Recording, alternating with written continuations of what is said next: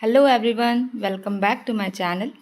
This is my third class of MCQs and today I discuss MCQs of Unit 3 and 4 of MPPSC upcoming exam. And this video also important for all English literature exams like UGC as well. So we begin with the first question. Which novel is widely regarded as the first true English novel and the masterpiece of Daniel Defoe? And the answer is Robinson Crusoe. Robinson Crusoe published in 1719 and it is celebrated as one of the foundational texts of the English realist novel. And Daniel Defoe's Robinson Crusoe combines realistic detail, journalistic narration, and moral allegory. It marked a sharp departure from aristocratic romance toward middle-class realism, chronicling the solitary survivor's pragmatic mastery over nature and isolation on a remote island. Question number second. In Jonathan Swift's Gulliver Travels, what does the floating island of Laputa primarily satirize? And the answer is abstract scientific learning and impractical philosophy. Laputa represents the tyranny of theoretical science diverged from practical human utility and common sense. Swift uses Laputa in Book 3 to launch a fierce satirical attack against the Royal Society, theoretical mathematicians and astronomers who neglect practical human concerns in favor of absurd geometric abstractions and useless experiments. Question number 3. Who created the famous fictional character Sir Roger de Coverley in The Spectator? And the answer is Joseph Addison and Richard Steele. Sir Roger de Coverley is the lovable, eccentric country gentleman central to the moral and social essays of The Spectator. Spectator, published in 711 to 712 by Addison and Steele, aimed to enliven morality with wit and to temper wit with morality. Sir Roger became an iconic English literary creation, representing traditional rural malevolence combined with charming, harmless eccentricities. Question number 4. Which monumental biographical work by James Boswell set a new benchmark in biographical writing? As we all know, the answer is Life of Johnson. James Boswell's Life of Johnson, published in 1791, and it is celebrated as the greatest biography in the English language. Boswell combined meticulous documentation, verbatim conversations, psychological insight, and deep personal affection to capture Johnson's personality, conversational brilliance, and idiosyncrasies with unprecedented vividness. Question number 5 about William Wordsworth, and William Wordsworth belongs to Romantic era, as we all know. Full title of William Wordsworth's poem, commonly known as Tintern Abbey, begins with lines written a few miles above Tintern Abbey.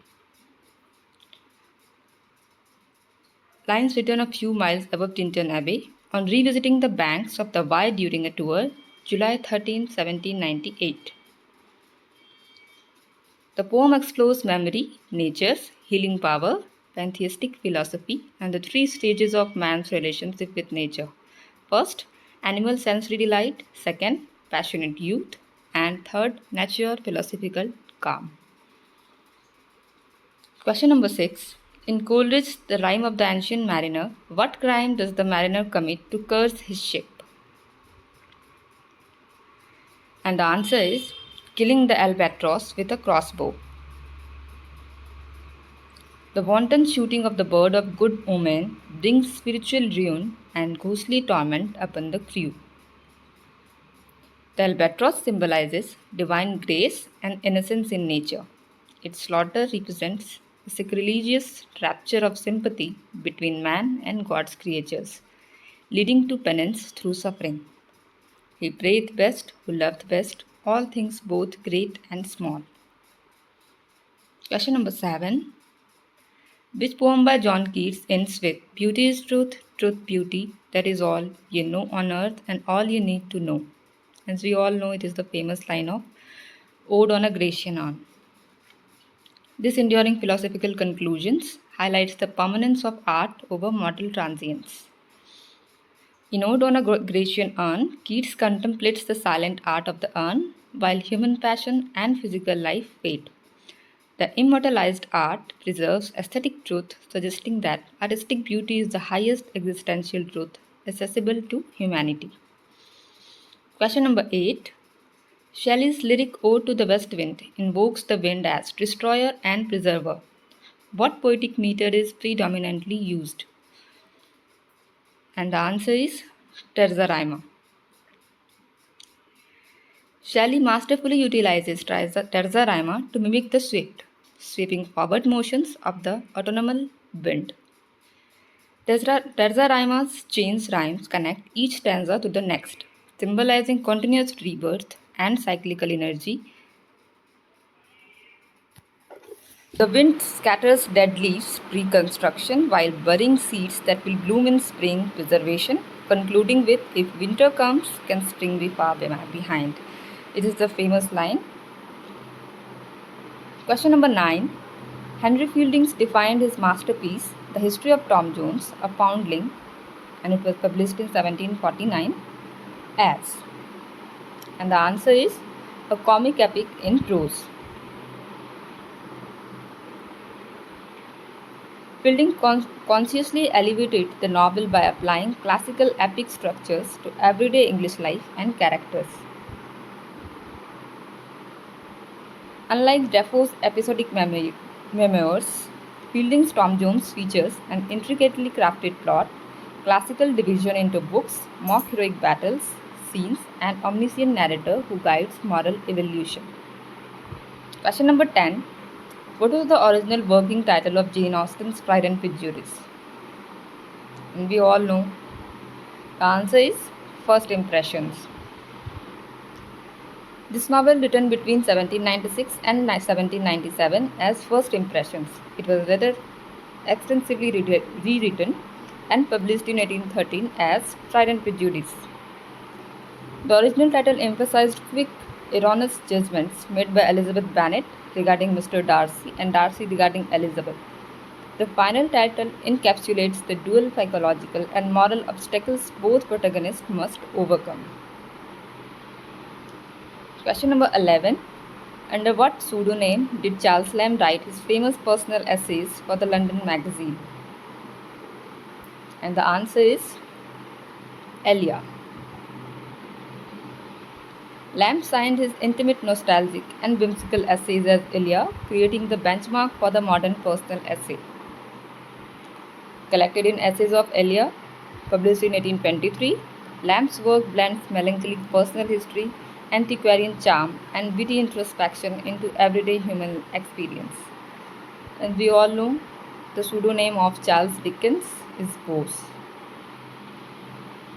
Question number 12. Which scientific work published in 1859 shook traditional Victorian beliefs regarding creation and religion? And the answer is On the Origin of Species by Charles Darwin. Darwin's evolutionary theory challenged biblical creationism, sparking intense intellectual anxiety and crisis of faith. The Victorian era experienced rapid industrialization, imperialism, and social unrest alongside deep spiritual doubt. Literature of the period grappled intensely with the loss of traditional faith and the rise of scientific skepticism. Question number 13. Tennyson's poem Ulysses is written in which characteristic Victorian poetic form? And the answer is dramatic monologue. Ulysses is a classical dramatic monologue where a single speaker reveals his inner psychology to a silent listener. The poem expresses the Victorian thirst for enterprise, exploration, and overcoming stagnation, to strive, to seek, to fight, and not to yield. It reflects Tennyson's personal determination to push forward after grief. Next question. In Robert Browning's The Last Ride Together, what is the central theme? And the answer is the triumph of failed earthly love immortalized in an eternal moment. The triumph of failed earthly love immortalized in an eternal moment. The speaker asks for one final horseback ride with his rejected lover, elevating the fleeting moment with heavenly eternity. Browning famously celebrates expiring its imperfection, overstating worldly success, showcasing his mastery of colloquial rhythm, psychological depth, and dramatic monologue structure. Question number 15. Matthew Arnold's Dover Beach concludes with an iconic pessimistic metaphor comparing the world to. And the famous line is, armies clashing by night in ignorant darkness. The poem ends with the stark realization that the modern world lacks joy, love, and certitude, resembling a darkling plain. Dover Beach is the quintessential Victorian expression of spiritual desolation and alienation brought on by scientific skepticism, urging personal fidelity between lovers as a refuge. Next question. Dante Gabriel Rossetti's poem, The Blessed Damozel, was heavily influenced by. And the answer is Dante Alighieri and medieval Italian mysticism. Rossetti's poem visualizes a heavenly maiden leaning out from the gold bar of heaven, longing for an earthly lover. The pre-Raphaelite brotherhood shout to revive pre-Renaissance artistic sincerity, rich sensory details, and spiritual symbolism, mirroring Dante's longing for Beatrice in a sensual poetic canvas. Question number 17. Who is the narrator and protagonist of Charles Dickens' masterpiece, Great Expectations? And it was published in 1861. And we all know it is the famous character of Dickens, Philip Pirrip. Great Expectations traces Pip's moral evolution from an intimidated blacksmith's apprentice to a misguided gentleman and finally to genuine maturity. Dickens exposes social snobbery, legal corruption, and class division through unforgettable characters like Magwitch and Miss Havisham, emphasizing that true nobility lies in characters. Question number 18. What is the fictional rural setting of George Eliot's novel The Mill on the Floss? It was published in 1860. Remember the date of all the works? St. Augs on the River Floss. The novel chronicles the tragic lives of the Tulliver siblings, focusing on Maggie Tulliver's intellectual hunger and moral struggles. George Eliot uses psychological realism to examine provincial prejudice, patriarchal limitations on women, and familial duty. The novel concludes with a devastating flood uniting Maggie and Tom in death. Question number 19. What is the poignant subtitle given by Thomas Hardy to his tragic novel Tess of the D'Urbervilles? It was published in 1891. And the answer is A Pure Woman Faithfully Presented. Hardy provocatively labeled Tess D'Urbervilles a pure woman despite her social fall directly attacking Victorian moral hypocrisy. And the answer is set in Wessex, and Hardy's novel portrays Tess as a victim of indifferent cosmic forces, imminent will, cruel social conventions, and predatory men like Alec d'Urberville and Angel Clare. Question number 20. George Bernard Shaw's anti-romantic comedy, Arms and the Man, 1894, is set against which historical conflict? And the answer is the Serbo-Bulgarian War. Shaw uses his brief war to debunk the romanticized notions of military glory, cavalry charges, and patriotic heroism. Through Captain Bluntschli, who carries chocolate creams instead of ammunition, Shaw companions a pragmatic, realistic view of warfare and human nature over hollow theatrical posturing. Question number 21. John Galsworthy's play The Silver Box, 1906, is a classic example of which Edwardian dramatic genre? As we all know, John Galsworthy is famous for his problem play and social realism. The Silver Box examines the glaring inequality of the British legal system toward the rich versus the poor. The play contrasts the rich MP's son who steals a purse with a poor unemployed man who commits a minor theft, showing how the rich escape punishment while the poor face severe ruin. Question number 22. In H.G. Wells' The Time Machine, 1895, humanity in the distant future splits into two distinct species. And the answer is Eloi and Marlocks. The gentle Eloi and the monstrous subritarian working class descendants known as Marlocks allegorize Victorian class polarization. Wells utilized science fiction as a sociological critique. The division symbolizes the ultimate dystopian consequence of unchecked capitalist stratification over evolutionary time. Question number 23. Emile Zola is acknowledged as the theoretical founder of which literary movement applying scientific determinism? And the answer is naturalism. Naturalism views human beings as biological specimens driven by instinct, heredity, and socio-economic environment. In novels like Nana, was published in 1880, Zola chronicles the destructive rise and fall of a courtesan in Second Empire Paris, illustrating how hereditary flaws and societal corruption inexorably dictate human tragedy. Next question. Thomas Bibington Macaulay's famous essays on Milton 1825 launched his reputation as a master of what prose style? Answer is Victorian rhetorical and biographical criticism. Macaulay's essays stabilized a dynamic, vivid style of literary portraiture that captivated 19th century readers. In praising Milton, Macaulay famously wrote that as civilization advances, poetry almost necessarily declines, sparking major debates on the nature of poetic imagination in scientific ages. Next question.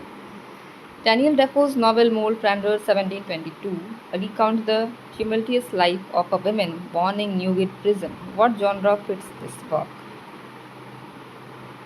And the answer is picaresque or roguery novel. Mole Flanders follows an adventurous rogue navigating social stratification, thievery, and ultimate transportation to Virginia. Defoe presents Mole's criminal activities not merely as moral failure, but as economic necessity driven by capitalist pressures of early 18th century England. Next question. Johnson's Lives of the Most Eminent English Poets, 1779 to 1781, famously features a harsh critique of which group of poets? As we all know, he criticized metaphysical poets, especially Abraham Cowley. Johnson criticized the metaphysical poets for yoking heterogeneous ideas by violence together, preferring neoclassical decorum. While Johnson's Lives of the Poet contains magnificent critical assessments, his dismissal of metaphysical wit highlights standard 18th century neoclassical literary expectations. Next question. Wordsworth's Ode Intimation of Immortality explores the Platonic concept of. And the answer is the soul's pre-existence and divine origin fading into mortal custom. Wordsworth mourns the loss of childhood's celestial light while finding philosophical compensation in mature human sympathy. And this ode is Wordsworth's philosophical masterpiece, arguing that children retain closer spiritual communion with God and nature before earthly routine dims their visionary glee. Next question. In John Keats' Ode to a Nightingale, what state of mind does the speaker experience? And the answer is escapism into an immortal realm of art and death through imagination. The Nightingale represents immortal artistic beauty, transcending human grief, disease, and transience. Keats explores negative capability as the nightingale flies away, leaving the speaker questioning, was it a vision or a waking dream? Fled is that music, do I wake or sleep? Next question. Which character serves as the virtuous prudent counterpart and romantic interest of Tom Jones? And the answer is Sophia Western. Sophia Western represents ideal womanhood, balancing spirit, independence, and moral virtue against Tom's impulsive discretions. Fielding uses Sophia's journey across England to expose social corruption while testing Tom's character until he proves worthy of her hand. Next question. In Jane Austen's Pride and Prejudice, what state does Mr. Darcy own representing wealth and stewardship? And it's the famous question of UGC net. And the answer is Pemberley. Pemberley's magnificent grounds and art collection mirror Darcy's refined taste and balanced stewardship. When Elizabeth Bennet visits Pemberley, her perception of Darcy undergoes a crucial transformation, recognizing his genuine benevolence before accepting his proposal. Question number 31. Which poem by Alfred Tennyson explores lethargy and the temptation of eternal idleness? And the answer is The Lotus Eaters. The Lotus Eaters explores the psychological temptation to abandon strenuous Victorian labor in favor of blissful, hypnotic idealness. Tennyson contrasts audacious, duty-bound crew with mariners who succumb to the narcotic lotus flower, chanting, "Let us alone, time driveth onward fast." The next question. Which poetic device perfected by Robert Browning reveals unconscious psychological traits of a speaker? And the answer is Robert Browning, famous for his dramatic monologue. Unlike a play's soliloquy, a dramatic monologue features a distinct silent listener and a carefully crafted social historical setting. Browning used his form in words like "My Last Touches" and "The Last Ride Together" to dissect human motives, moral hypocrisy, and passionate subjectivity. The next question is, in Charles Dickens' Great Expectation, who is the eccentric wealthy recluse living in Satis house? And the answer is Miss Havisham. Miss Havisham stopped all clocks at 20 minutes to 9, the exact moment she was jilted living amidst wedding cake debris. Miss Havisham symbolizes frozen time, vengeful manipulation, and the psychological decay caused by obsession in Victorian society. Next question.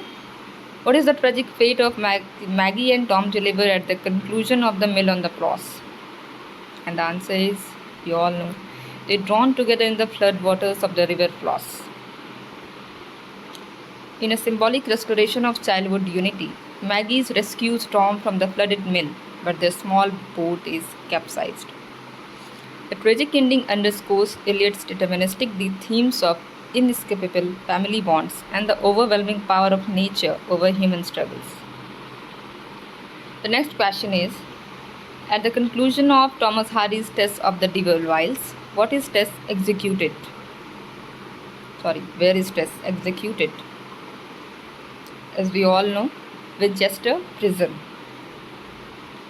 Tess is hanged at Winchester Prison, while Angel Clare watches the black flag rise, concluding with "Justice had been done." Hardy emphasizes cosmic injustice, portraying human suffering as sport for capricious higher powers in a deterministic universe. And this novel made me cry, really.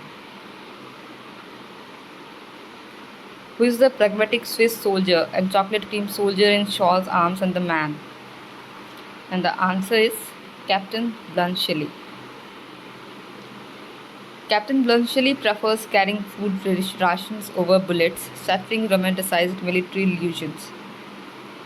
Shaw uses Bluntschli as his mouthpiece to satirize romantic ideals of war and love, contrasting him with Major Sergius Saranoff. Next question. In Agewell's The Time Machine, what tangible proof does the time traveler bring back? And the answer is two strange white flowers given by Vina. The withered white flowers preserved in his pocket serves as physical evidence that his journey into the future actually occurred. Vina's flowers symbolize fragile beauty, affection, and lost innocence amid the terrifying cosmic entropy discovered by the traveler. Next question. Zola's novel Nana focuses on a Parisian courtesan. Which earlier novel introduced Nana as a child? And the answer is El Azamor. El Azamor, 1877, portrays Parisian slum life, paving the way for Nana's career as a symbol of corrupt societal excess. Zola's 20-novel sequence Les Rogan Macbeth traces the naturalistic operation of heredity and social value across generations of a single family. Next question. Matthew Arnold defined poetry in his critical essays famously as, and the famous line, a criticism of life. Arnold maintained that poetry must adhere to high moral seriousness, truth, and intellectual rigor. As a Victorian cultural critic, Arnold believed literature would replace declining religious dogma as a supreme guide for